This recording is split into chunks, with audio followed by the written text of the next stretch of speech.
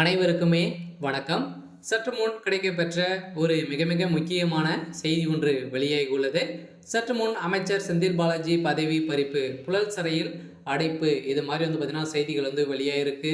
So அதனால் பார்த்தீங்கன்னா செந்தில் பாலாஜி அவர்களுடைய ஒட்டுமொத்த கதையும் முடியக்கூடிய அளவிற்கு தான் இப்போ வருகின்ற சட்டமன்ற தேர்தலுக்குள்ளே இவர் மீண்டும் புழல் சிறையில் அடைக்கப்படுவார் அப்படின்ற மாதிரி தான் இப்போ வெளிவட்டாரத்தில் பேசப்பட்ட ஒரு நிலையில் தான் பார்த்தீங்கன்னா அதிரடியாக மீண்டும் பார்த்தீங்கன்னா இவர் ஊழல் வழக்கில் புதிய வழக்கில் சிக்கக்கூடிய நிலை வந்திருக்கு. ஸோ அதனால பார்த்தீங்கன்னா அண்ணாமலை அவர்கள் வெளியிட்ட ஆதாரத்தில் இப்போ மீண்டும் பார்த்தீங்கன்னா ஸோ ஊழல் ஒரு மாபெரும் ஊழல் செஞ்சுருக்காரு.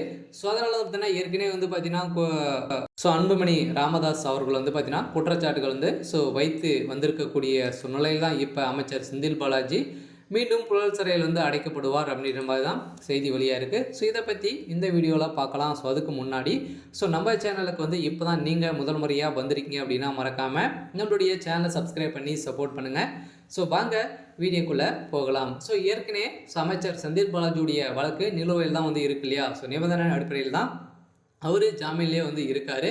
இருந்தாலும் நீதிமன்றம் பார்த்தீங்கன்னா ஒரு மிகப்பெரிய சரமாரியாக கேள்விகள் எழுப்பியிருந்தாங்க இல்லையா. ஸோ பார்த்தீங்கன்னா இவர் அமைச்சராக பொறுப்பேற்றது தான் ஒரு மிகப்பெரிய ஸோ இது ஒரு சவாலாகவே இருந்தது.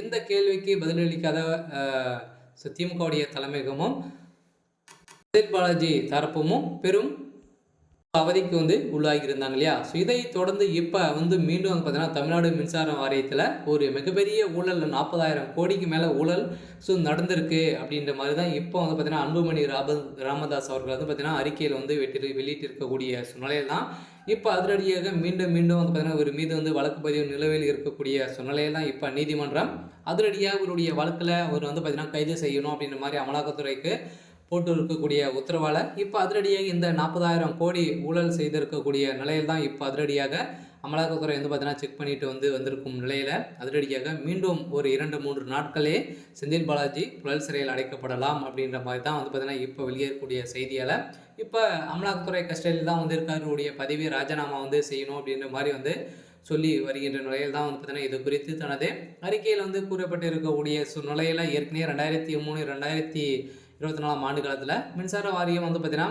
ஸோ 4,435 கோடி பார்த்தீங்கன்னா இழப்பை சந்தித்தது. இதை தொடர்ந்து பார்த்தீங்கன்னா பெரும் அதிர்ச்சி அளிக்கக்கூடிய நிலையாக இருந்தாலும் ஸோ கடந்த 3 ஆண்டுகளாகவே தொடர்ந்து மின்சார கட்டணம் உயர்த்தப்பட்டு வந்திருக்கக்கூட நிலையில் கூட பார்த்தீங்கன்னா இவர் 40,000 கோடி பார்த்தீங்கன்னா பெரும் இழப்பை சந்தித்திருக்கு அப்படின்ற மாதிரி கணக்கு காட்டி வந்திருக்கக்கூடிய சூழ்நிலையில் தான் பார்த்தீங்கன்னா அதிரடியாக செந்தில் பாலாஜி மீது நிறைய விமர்சனங்கள் இருந்திருக்கு. அதனால் மீண்டும் செந்தில் பாலாஜியுடைய வழக்கில் அதிரடியாக பார்த்தீங்கன்னா அமலாக்கத்துறை களத்தில் இறங்க போகிறாங்க. அதனால் மீண்டும் புழல் சிறையில் அடைக்கிறதுக்கான அனைத்து ஏற்பாடுகளும் நடந்திருக்கு. இருந்தாலும் என்ன நடக்குது அப்படின்றத வெயிட் பண்ணி பார்க்கலாம். இது மாதிரி செய்திகளை தெரிஞ்சுக்கணும் அப்படின்னா மறக்காமல் நம்மளுடைய சேனலை சப்ஸ்கிரைப் பண்ணி சப்போர்ட் பண்ணுங்கள். தேங்க்யூ.